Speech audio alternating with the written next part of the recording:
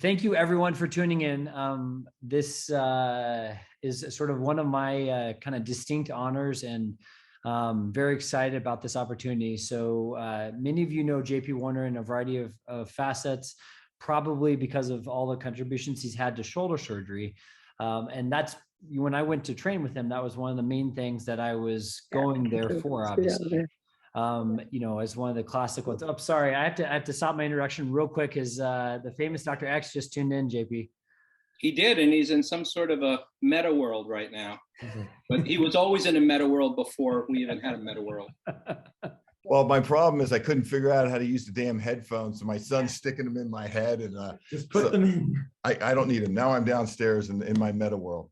All right. JP, love the good seeing you. You look great. Where's your mustache? It went away a long time ago. I'm just getting old. That's all there is. Yeah.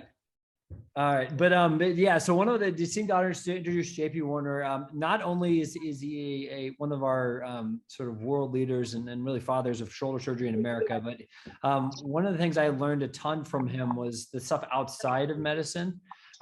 His experiences are sort of vast, really kind of a Da Vinci type of persona, and from sort of a lot of these experiences, I think his perspective on things is kind of really unique, and we are lucky to sort of have him give us a talk on kind of a very unconventional orthopedic type of lecture, something that many of you, I bought a book that's very relevant to this. Hopefully you got a chance to at least skim it.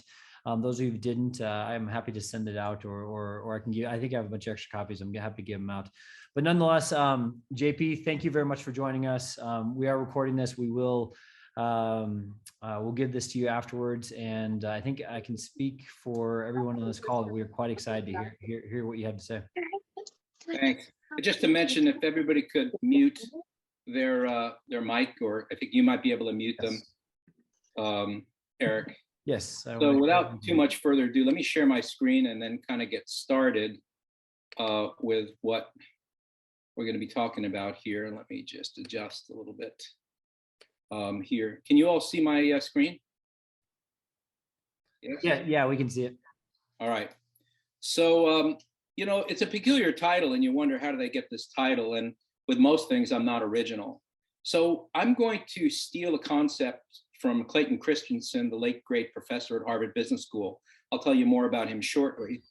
And we'll talk about really the formula for success. Now, my formula may not be your formula, but this is going to be a very personal discussion, because the greatest leaders and the greatest, folks that accomplish and change things are the ones that are self-aware and aware of their failings and how to improve on and create a better version of themselves. So with that as a start, let me jump into this. So this was a mural I actually saw on a wall in Jerusalem. I thought it was pretty cool to sit on this bench and ponder, how am I going to introduce myself to you? And it's very important you consider the source, because somewhere between needing no introduction and just being curious is kind of where I find myself. And I'll visit this several times, trying to give you a sense of what credibility I have and what I'm going to present to you here. Now, I found this statement, and it's really pretty accurate. Respect all doctors that passed medical school without Google. I was born, I would say, probably before most of you on this Zoom call here. And when I went to college, there were no electric typewriters. We had no cell phones. We had rotary phones. We had no internet or calculators. And I actually did organic chemistry with a slide rule. And a lot of what I've helped participate in as an entrepreneur have been way beyond this. And it's really a miracle of the world we live in, that so much can happen in a lifetime. And in your lifetime, it can only imagine what kind of tools you'll have, whether you want to solve a value proposition or whatever it is you want to do.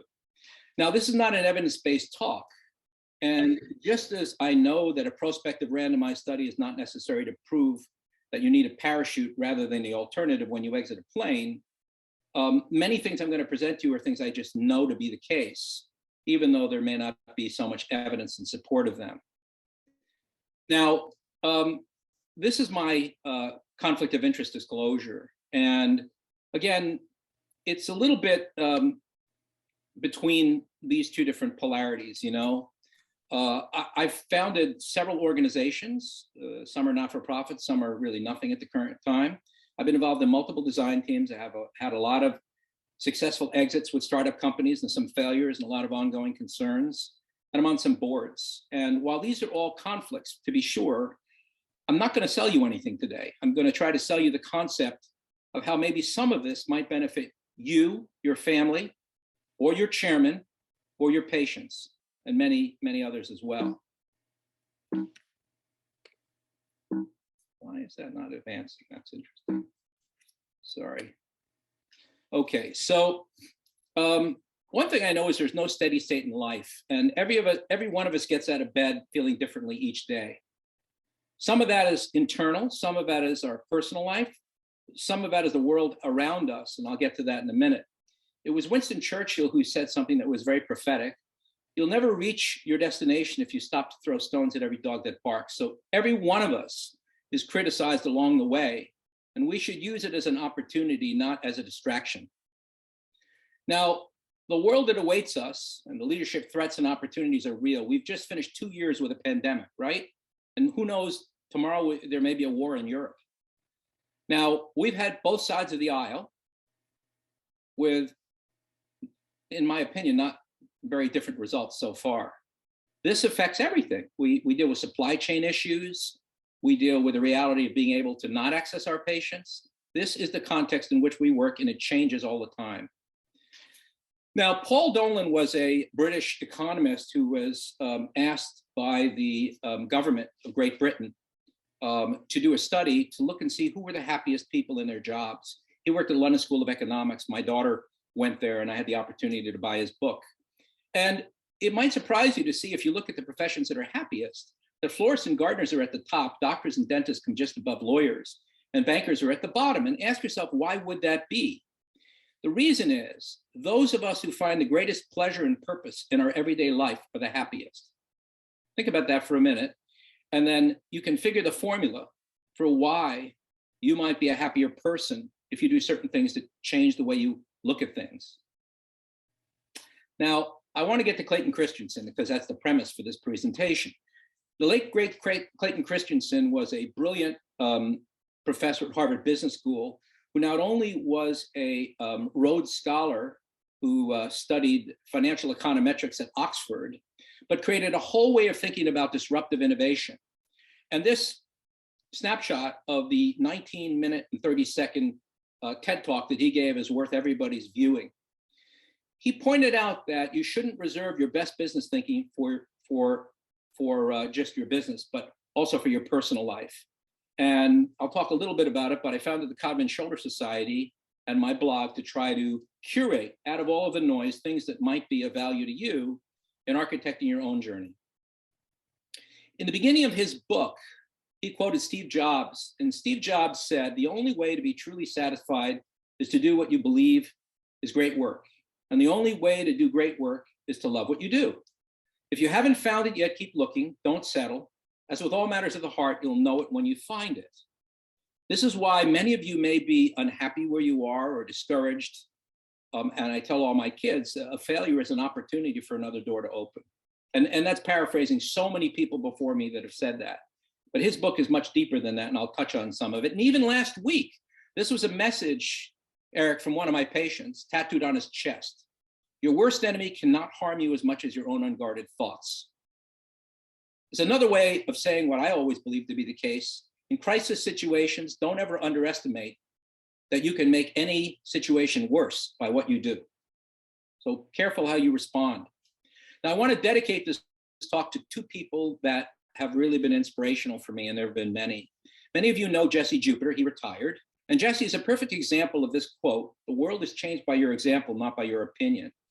He lived innovation and he lived teaching every single day of his life. He was one of the most spectacular surgeons I've ever seen operate. This was the loyal group around him at his retirement. And this was our ambulatory center I'll get to in a minute. And then there's Freddie Fu. Freddie Fu was my first partner. He and Jim Herndon hired me at Pittsburgh. This was my second class of fellows. You can see Mark Miller behind me of Miller's Orthopedics. And Freddie was another great example of somebody larger than life who lived a lot of what I'm going to talk about here. I want to also make the comment, and I know your chairman is here today, that I've had the opportunity to have good and bad leaders to follow. And currently I have a great group. And I want to make the point, never underestimate the impact of great leadership on your ability to be a better version of yourself and to be more productive. Many of us, unfortunately, find ourselves not in that situation. My advice would be leave while you can.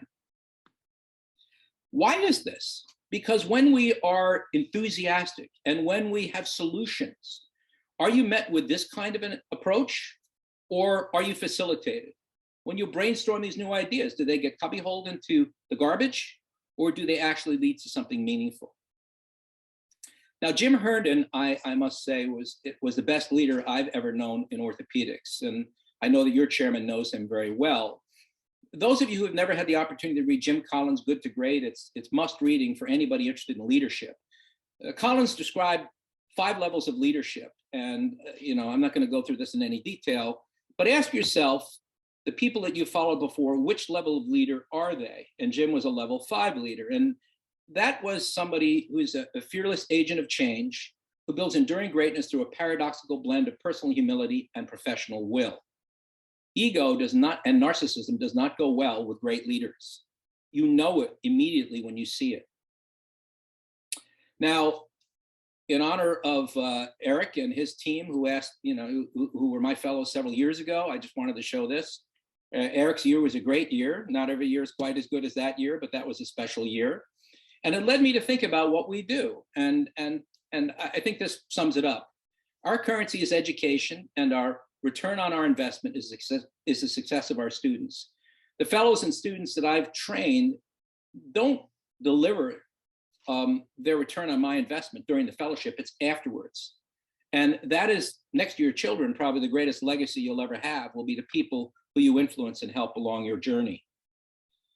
Now, better late than never. In 2012, I went to Harvard Business School for the first time for an executive program, and then again in 2015 with a bunch of venture capitalists for innovations in healthcare. And then I dove into the executive program there that's their alternative to an executive MBA, largely because Michael Porter, who was sort of an advisor for me, suggested I do so. And I can't say enough about the transformation that this meant for me, even though I was as old as I was at the time. And actually, I think it was, who was it? Bassam, somebody called it JP 2.0.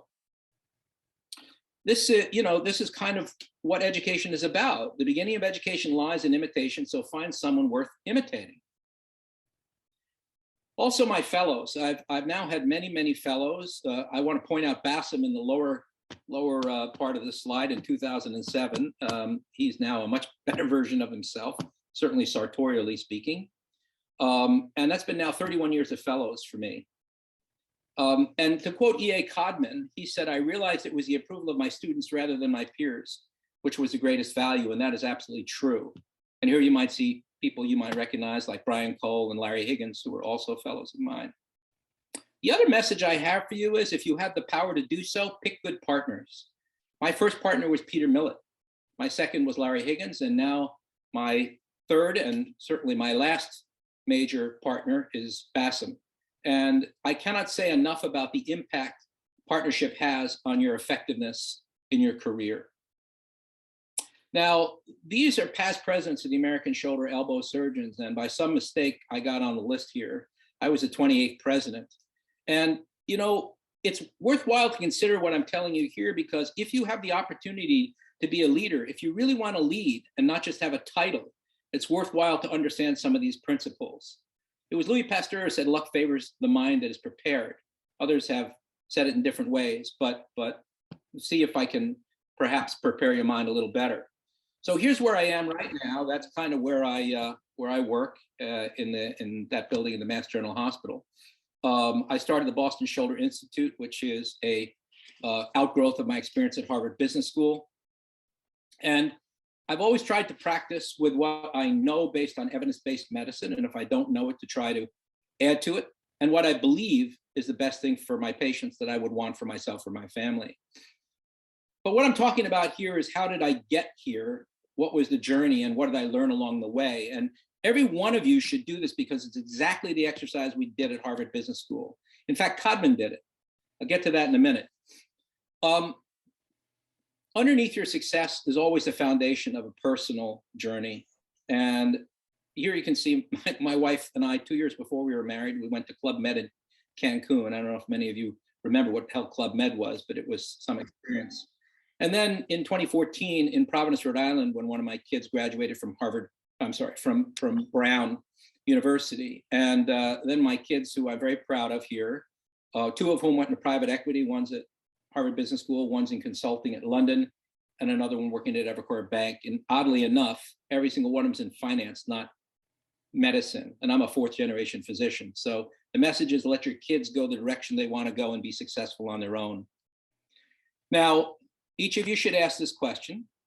And so let me share a little bit with you, at least the way I think about things. You know, personality is genetic. And while it is the case that your parents would like to craft who you are, they take pictures that kind of reflect the personality you have. And this is actually the basis by which we deal with routine day-to-day events and crisis situations. And we may think of ourselves in alter egos, and some of it's wishful thinking. And sometimes it's important to understand where we really came from and how we might respond so that we can change it if it needs to be.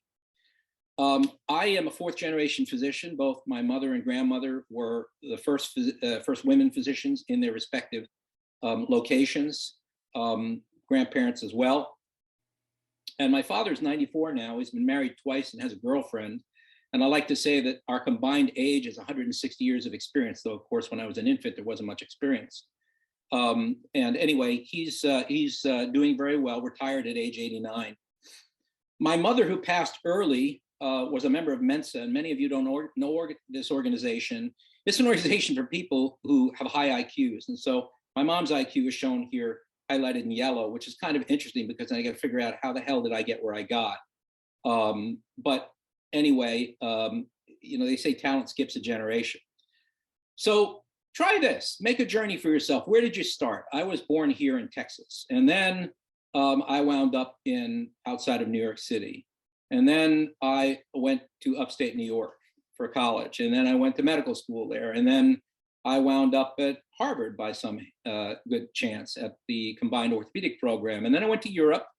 And then I came back and wound up at HSS. And then I wound up in Pittsburgh. And then I wound up back at Harvard.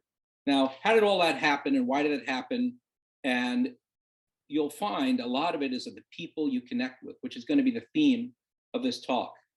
In 1988, I went to Europe. It was not fashionable to go to Europe to do training at that time. It's become more commonplace now, but we didn't have an internet. And I remember writing to Christian Gerber just because I read some of his articles. I built lifelong relationships when I went and worked in Bern, Switzerland with Gerber and Reinhold Gans and Roland Jacob. And then I went and worked with a hand surgeon named Alain Muscalet in Paris. And then I worked with a guy named Jan Gilquist in Sweden. In those days, I sort of had an interesting approach to risk and reward. That's me. I took a year off and climbed big walls in Colorado. And then all of us in the Hawaiian shirts, you might recognize Peter Waters there, who is recently retired as chairman of orthopedics at Children's Hospital. Before him was Jim Kasser. And when I had my first of 4 shoulder surgeries, it was Neer who popularized the concept of a capsular shift and then a half-body spica. And here I am in July in my half-body spica after my second shoulder surgery, which was a capsular shift, and that's the AO manual I'm holding in my left hand. Again, this was my epiphany to go into shoulder surgery, because shoulder surgery in those days were what experts believed, not what they knew. And I can tell you that a half-body spica is not a solution to a loose shoulder. Now, I gave another talk some time ago, and I'm going to just excerpt parts from it about the journey here. But most people think that success is a straight line. But as you make the journey, you realize it's not at all that way. It swiggles and turns, it goes every which way. And I can tell you that any startup company goes through what's called Death Valley. And any individual who wants to change the way they approach life goes through this downward trend. You never, with change management, get better before you get worse and have to recover. So you have to bake that into the process if you're going to manage your own personal change, or if you're leading a group that's changing. And that is a very important concept, so you're not disappointed in the speed of the change. When I went to HBS, here I am here. I made it a point to go to a program where few people were in healthcare, so I could understand how business measured success in different areas. And those who are interested, I posted quite a bit on this on the Codman Shoulder Society on my blog, and you can simply Google that to go to it. You know, Harvard's motto is to educate leaders to make a difference in the world. I mean, it all depends on what you're talking about, a difference, but you might say that me talking to you makes a difference. Hopefully it will. Now let's go back to Codman. Codman practiced at my institution years and years ago. I wonder how many of you really know who he was. He wasn't just a shoulder surgeon, but in his book, which he published privately because he couldn't find a publisher for it, in the first part of his book, he charts his life. So if you break this table down, look what he did. This is a reflective individual who's looking at his ambitions, his honors. He's even analyzing the cost of care more than 100 years ago. I mean, this is quite remarkable. The fascinating thing is that his own personality was part of his downfall. I'll get to that in a minute. Well, how surprised was I when I got to Harvard Business School to understand they wanted us to do the same thing. So if you plot on the left side your life, your highs and your lows, and on the right side your time on this planet, and then you look at your personal, professional, and both, you know, you could start to see the theme here. I mean, I failed second grade. That's a whole nother story. My mother passed when I was a youngster. And then you can see in this area here, a variety of awards I won, my children up here, et cetera, et cetera. It's interesting to see how do you feel with each of these and what is really important to you as you journey. And it changes when you do this sort of analysis. Now, I want to stop for a minute and share with you a book that I read. Again, I'm going to divert from Clayton Christensen for a minute and point out 17 elements of great leaders. And you probably have heard some of this before, but it's worth repeating. Great leaders have self-awareness. They know to whom they're responsible. They know their priorities. They understand customers, in this case, patients, employees, and cash flow. They can manage up, they can manage down. They're present in meetings and conversations. They're not looking at their iPhone. They're active listeners. They have guiding values that form the basis of their enterprise. They have empathy and insight. And they usually say yes and, not yes but. They have good communication skills. They have a clear purpose. They have both short range and long range goals, and they can live with each of these. They build strong cultures, and I'll get to that in a minute. They announce and they engage. They know people's names, and they know who is a collaborator in the room and who's a resistor. Critical to any change management. Now, if you think this is all BS, this is an analysis done at Harvard Business School that looked at companies with weak cultures and strong cultures, okay? Now look at the return for these two. I mean, look at the difference in revenue on the right versus revenue on the left, etc. Strong cultures allow for growth and they allow for the mission to be met. And usually the bottom line is greatly affected. Now, every strong culture begins with a clearly stated value proposition that guides the mission, which defines the purpose, which creates the vision, which leads to the strategy and then the execution, which is constantly recycled through the values to make sure that the organization is on the right path. Along the way, let's come back to you. When you look in the mirror every morning, what do you see? Do you see an imposter or do you see somebody who's unrealistic? Somewhere between these, each of us some days wake up and feel each way. It's important to know every day what you are and who you really are. In fact, some of us are rather dramatic about it. Some of us are victims. Some of us think that we should be driving Rolls Royces. Some of us have a God complex. And some of us like to present the concept that we're magicians. Well, in case of Bassem, it's true, but maybe not for everybody else.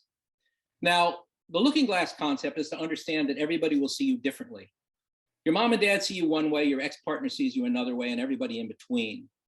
Being able to be aware of how people see you is central to being able to impact them and to build your network. I'm going to get to that in a minute.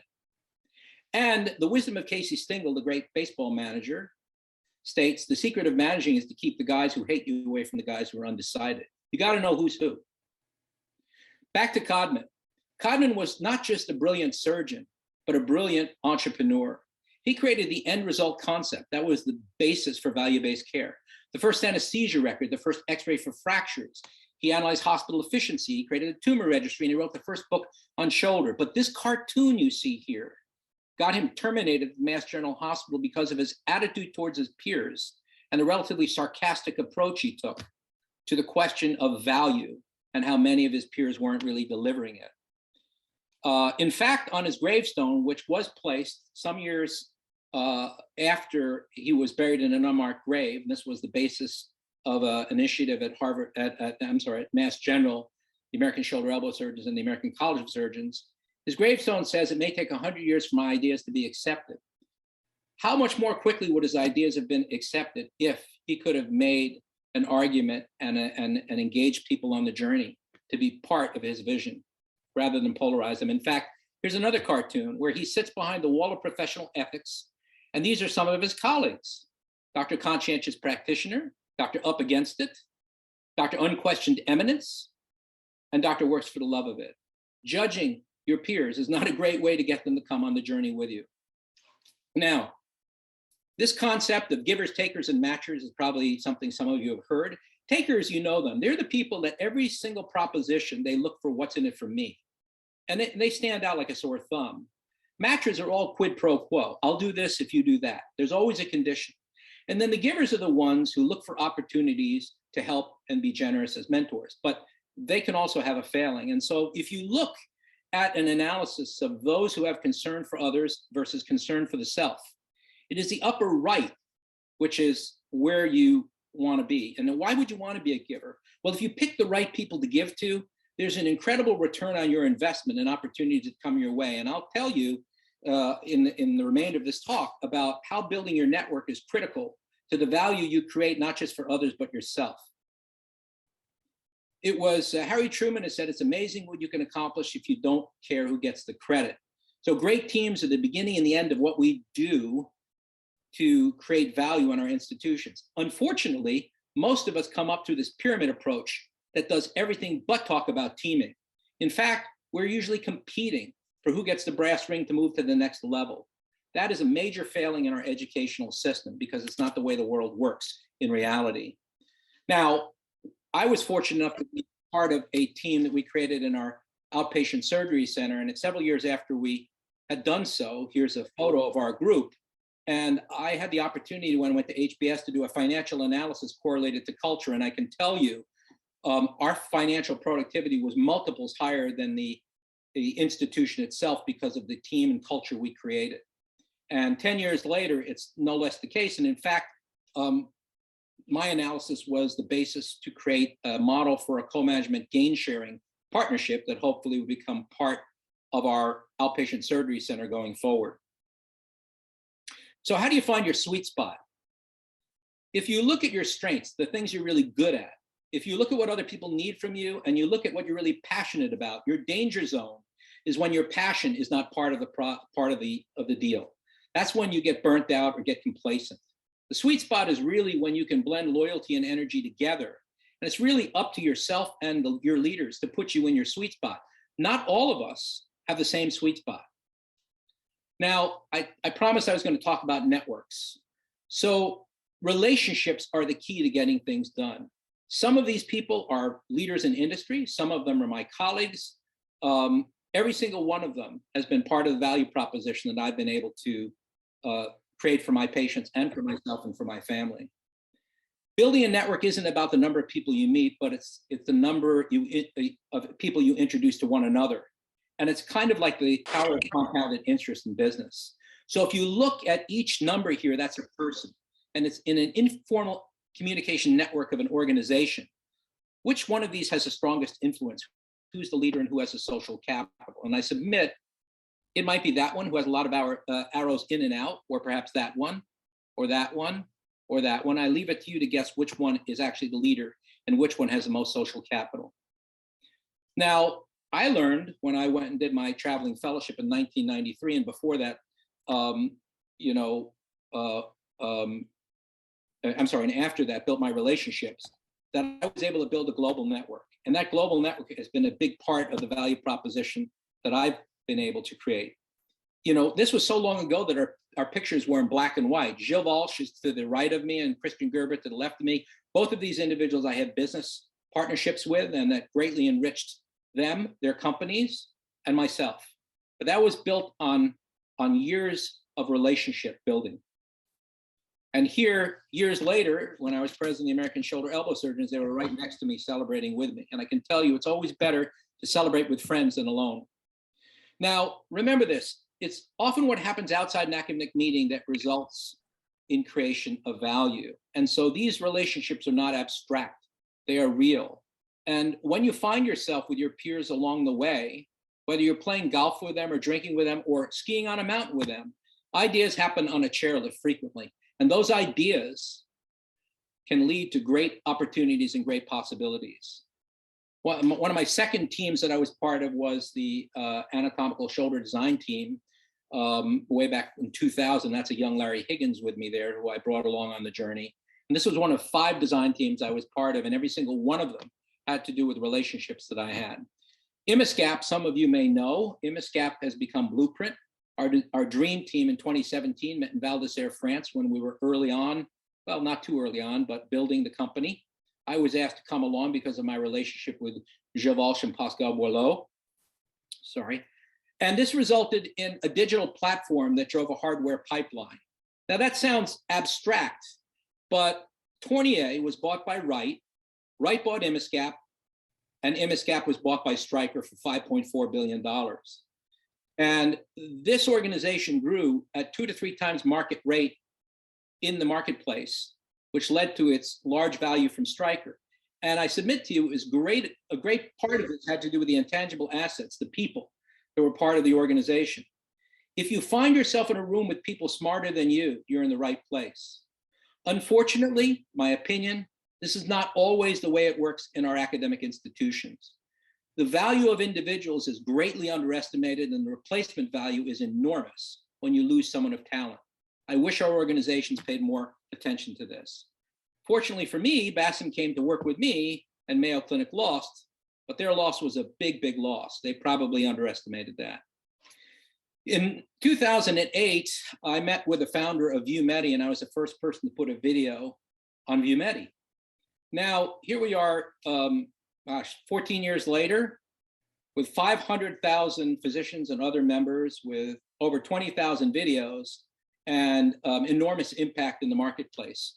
This was just an idea which grew out of a relationship that grew into a major company.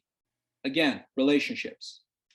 So what are network effects? A network is an effect, is a phenomenon whereby increased numbers of people or participants improve the value of a good or service. We do that every day when we get together to have conversations like this. Of course, it's scaled with all these internet companies. And in fact, now we have digital methods to scale it even faster, which is why it is an exponential effect. Now, you're all familiar with digital platforms. These are online businesses that facilitate commercial interactions between at least 2 different groups. And the most successful ones create network effects. You all are familiar with each of these companies. But how many of you think that we have networks in orthopedics? Well, we have our specialty societies, we have the academy, we have this organization here that I helped create, the Codman Society that I'm trying to do something with, ViewMedi I just showed you, some of these other startup companies here. The point is that the future of healthcare is digital platforms. And there are wars out there now. It's no longer the hardware, it's the digital platforms that are going to drive a lot of what we do and create the value that we seek to for our patients. Now, I got back to Clayton Christensen. Can you explain why your life is the way it is today? And many of you are too young that it doesn't really matter, but downstream you should think about this.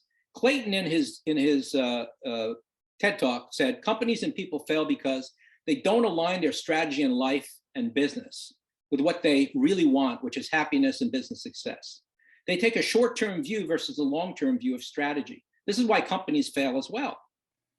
Can you predict what will happen in your life? If we have free time, we tend to allocate it to the activities that give us the most immediate evidence of achievement, our careers. We write a paper, we prepare a talk. Family and children take a longer time to realize an ROI, and so we tend to ignore them. The way we invest our time and energy and talents causes us to implement a strategy that we wouldn't really want to pursue if happiness was our goal. This is just for those of you who may be a little older. This is the way I think about things now, because I'm older. If you look at age and you look at vitality, all of you reach your peak. And would it surprise you to know that it's in the ballpark of 30 for most of you? And I will post something to Codman Shoulder Society on this that you're welcome to take a look at.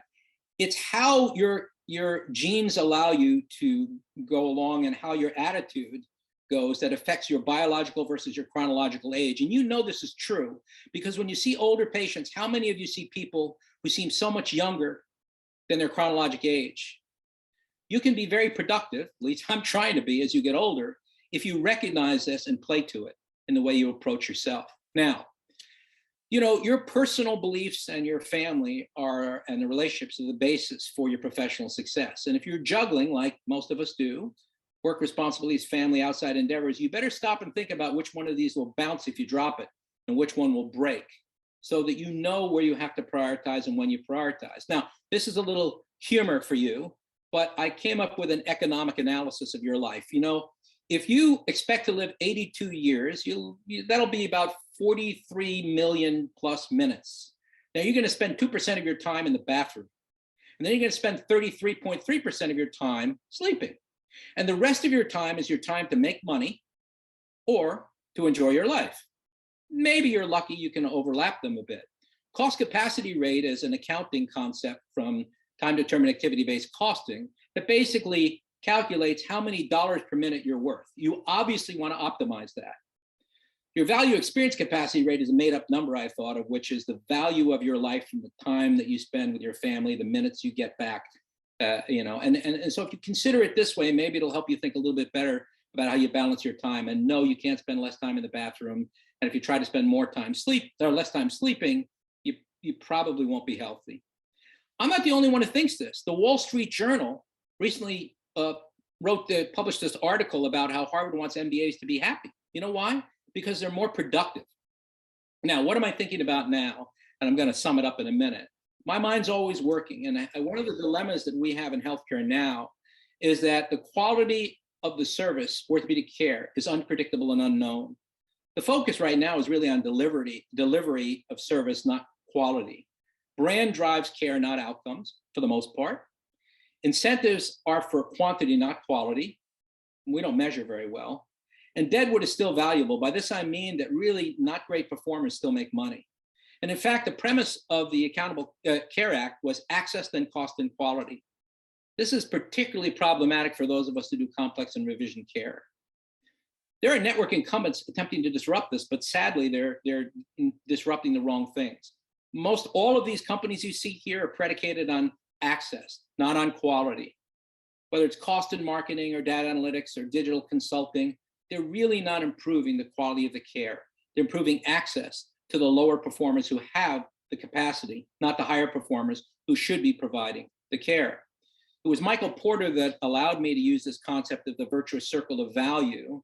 And my idea of maybe out there is an opportunity to create an objective meritocracy for service providers, which reward people actually on the value that they deliver, not on simply the timeliness of their care. So I created the Codman Shoulder Society. You're all welcome to go there. I want to point out to you that Codman said, give me something that's different for there's a chance of it being better. If that's not entrepreneurism, I don't know what is. And so I try to curate from all the noise, people you might want to hear from, whether it's about measuring outcomes or understanding certain things that help you be a better version of yourself. I did that with particular interest in mind for people like me, surgeons, who don't have a lot of time to think about these things because we're too busy doing. Our 7th annual meeting will be after the San Diego Shoulder Institute. It's free for anybody who wants to come. If you miss it, it'll be posted to ViewMedi. It's all about digital healthcare, from AI to virtual reality to mixed reality to robotics, etc. And I welcome you taking a look at that. Now, I'm going to leave you with a few quotes just to think. Bill Gates, he's not my favorite person, but he said, most people overestimate what they can do in a year, but underestimate what they can do in 10 years. Think about that. our growth can be exponential. Einstein said, try not to become a man of success, but a man of value. Thank you. Fantastic, JP. That was awesome. All right. Thank you very much. And definitely very different than what we often sort of talk about. So I cannot thank this enough. I kind of want to open this up for the floor. We have some time, and I know there's a fair amount of people that would love, I think, to sort of engage a bit. Sure. And anybody who missed this, again, it's recorded, so we'll edit it a bit and we'll post it to ViewMedi. And for those who are interested, I really enjoy giving these talks because it makes me think about my own life. And I do this so that you can dismiss or accept it. I don't have to work anymore because I've been successful enough financially. That just gives me freedom to do the right things for the right reasons. At least that's the way I look at it. A lot of this really has to do with relationships and self-reflection. And if you come away with that, if nothing more, that's something that I give you that's really a pearl. So I'm happy to answer any questions.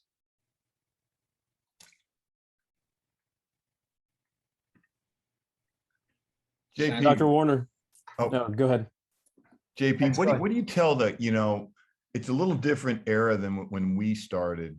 And right now we have guys coming in and their volumes are just, some of them aren't busy. What do you tell the young guy? What do you tell them? What's your advice to them when they're gnawing at the bit to be busy and they're not? So some of that's your responsibility, if they do what you do. And so, I mean, we don't hire people that I'm not ready to support. And I have never had someone fail in their job because of failure of growth, because I feed them, because I have a strategy. I mean, if you look at Boston Shoulder Institute, it was created on the concept that measurement and transparency creates a differentiation in the marketplace where patients come because they believe that you give them confidence and reassurance in the care you deliver. And that's not just for me, that's for the group. And so one of the things I'm going to be doing now is transforming that website to reflect on the new edition of Bassam and several other people that have joined, as long as they follow the principles of Codman and measure and report. And then never underestimate the power of marketing. That's a separate talk, but I can show you exactly the ROI, my own ROI, based on that approach. I mean, for some period of time, I was the largest revenue producer at the Mass General Hospital in any department. Why? Because I had a better payer mix and my marketing was better. Now that benefited my department. And actually, when you're successful like that, it's very easy to be magnanimous and take care of free care at the same time, right? So part of this is you. I mean, take people on the journey with you. Don't just advise them how they can get better, but be active in making them better. Aldo, I think you had a question. Yeah, Dr. Warner, thank you so much for the talk. My name is Adil. I'm one of the fellows at Emory. Kind of piggybacking off of Dr. X's question, what is the the perspective from someone who's about to enter practice? Your response to him was more so from the leader side. How does someone who's about to enter practice, who's appraising their future career and making goals, how would you advise them to proceed? Well, I mean, I tried to get this across that I would not be where I am today if not for a number of key people, Freddie Fu, Jim Herndon.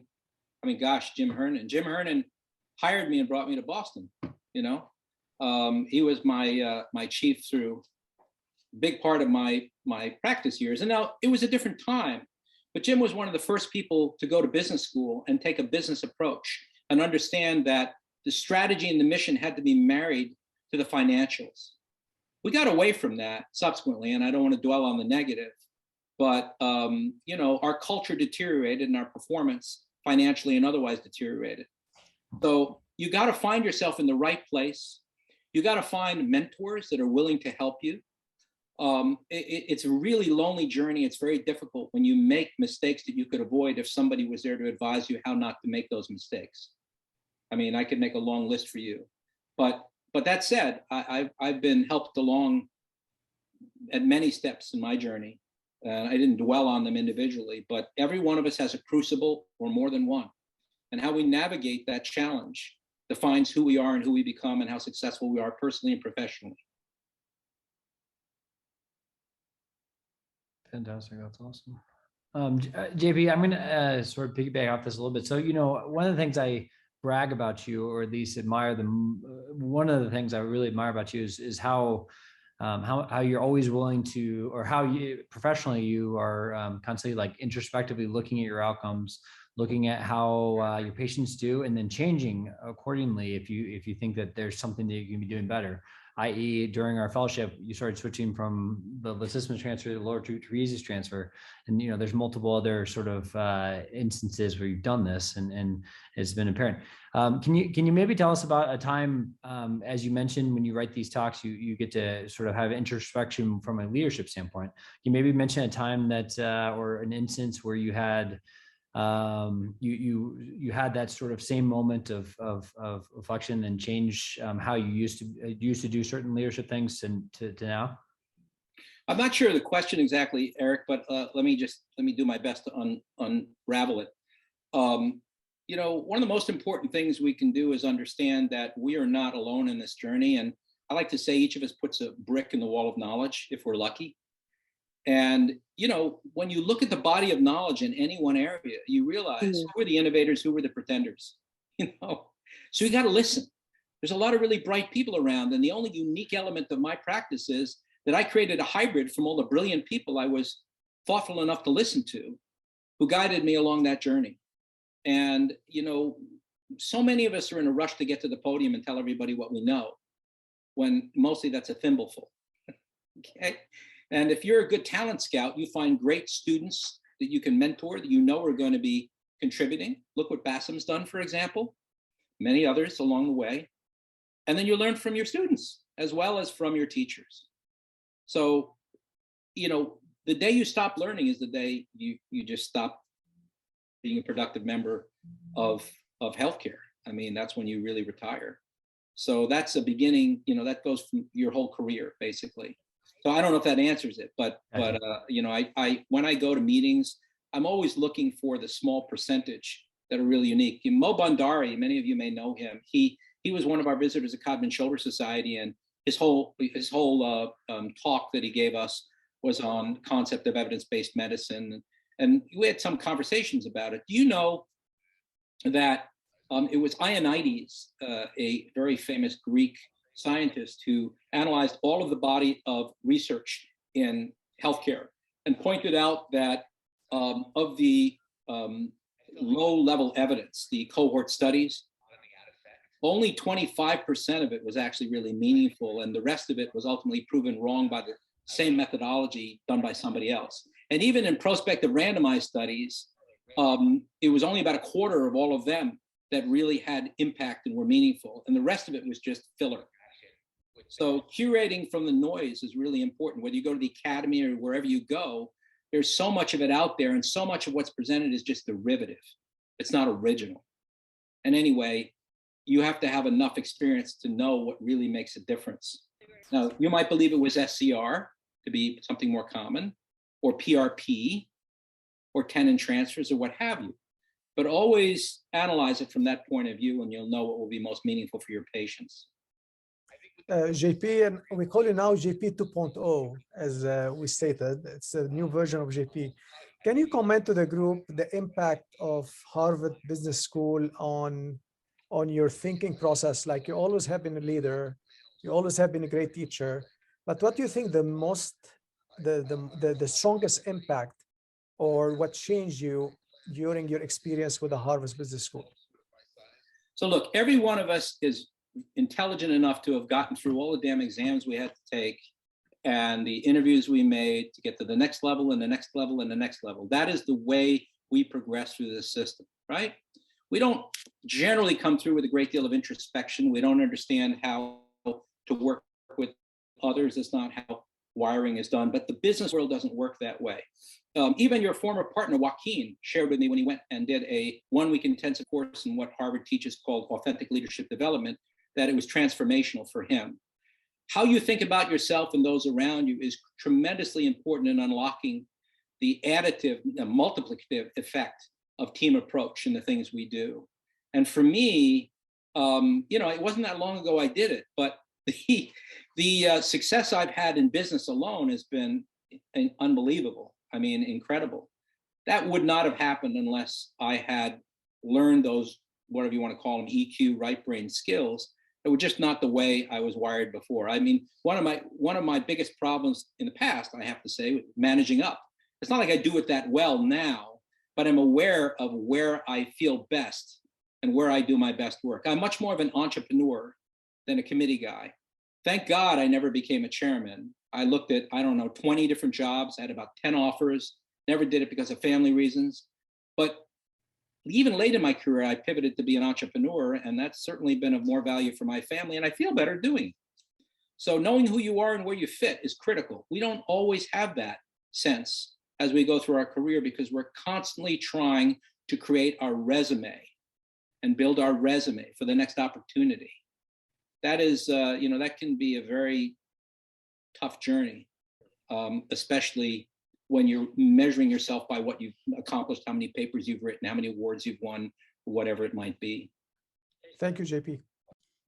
JP, I have a similar question, maybe to piggyback off of Basim's question, which is, I was fairly lucky. I actually did business school before I went to med school. So I feel like I got somewhat of some information, but why do you think that med schools don't teach us any of this stuff, right? The AOA maybe has gotten into some of it where they've had some of these classes, but some of it seems like it would be common sense, but then you look around and physicians as a whole, I feel like we're under taught a lot of the principles and ideas of what you just kind of talked to us about.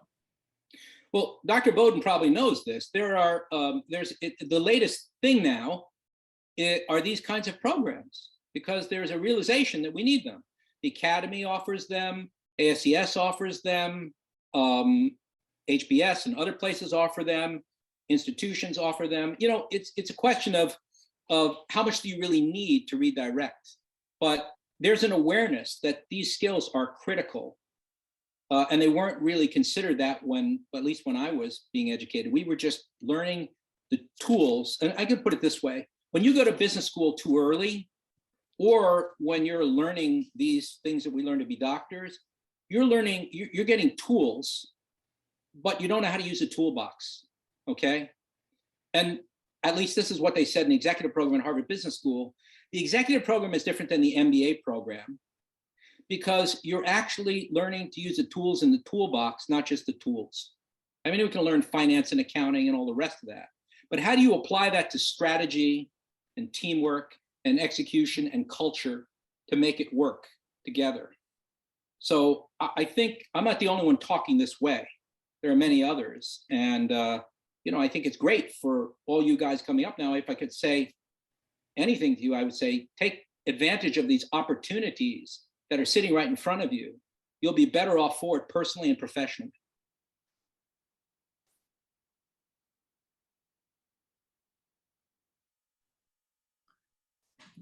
I would like to, hello, I'm Kendall Hunter. I'm an occupational therapist and I'm a certified hand therapist.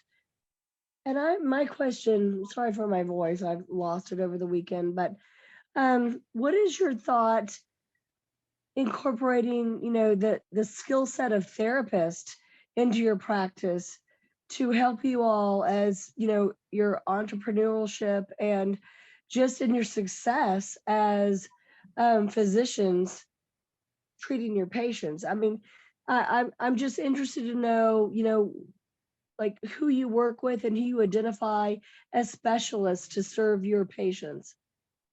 So Eric knows that, when we're in the clinic for a big day, we have therapists there. Now, these physical therapists are specialized in shoulder. And not only do they work with me on projects and seeing my patients right next to me where I'm there, but I had to convince their leaders that they should come to my office by giving them space for free, no overhead, to see their patients there and my patients so that we could have continuity of care. This is what Michael Porter calls an integrated practice unit, what Regina Herzinger calls a focused factory. This is not the way we often work. Cleveland Clinic tried to do it by blowing things up and co-locating people together. but they're central to the value proposition of our patients, because I literally can walk the therapist into the room to help my patient immediately. It's particularly important now with many of the concepts that Bassem has developed about scapular mechanics, what he calls STAM, scapulothoracic abnormal motion, and what we can do with therapists to change the patterning of that motion and to create a collaborative effort. We cannot do that if they're not shoulder to shoulder with us, no pun intended, taking care of our shoulder patients. So that's what I've tried to create. The other thing is I also fund them to go annually to the New England Shoulder Elbow Society. I fund them, not their department. So it's to build that academic glue, if you will, so that we can continue to work together. Well, that's great. And I carry the hat for the American Society of Hand Therapy, where we are upper extremity therapists, shoulder to hand. And it's physical therapists and occupational therapists. So just knowing that there's some OTs out there too that can serve your shoulders as well. But thank you. You've been just awesome. Thank you for this presentation. You've been great. Pleasure. It's wonderful. Awesome. Since we're running out to 9 o'clock, is there any last questions anybody has? Let me just a final comment for those who are interested. Cost you nothing. Just Google Codman Shoulder Society and take a little view there. You might find things of interest. It's sort of how I spend my time trying to be an influencer. We're also blending that into LinkedIn. Remember, I'm not a social media guy, so I've got to kind of work my way through that. And that might give you some insight into things I've been talking about here. And I'll be posting some things subsequent to this presentation that might be of interest to everybody. Fantastic, JP. Well, JP, I think on behalf of all my colleagues here, thank you very much for spending the evening with us. I will be sending out a link for any of those who missed it or want to watch any parts of this. But thank you very much. This was absolutely incredible, and as usual, you sort of exceeded at least all my expectations. So thank you, and hopefully we can actually see you in person sometime soon. See you at the Academy anyway. Yes, I'll see you at the Thanks, Academy. everybody. Have a great evening. Appreciate the opportunity. Take care. Thank you. You bet. Thank you.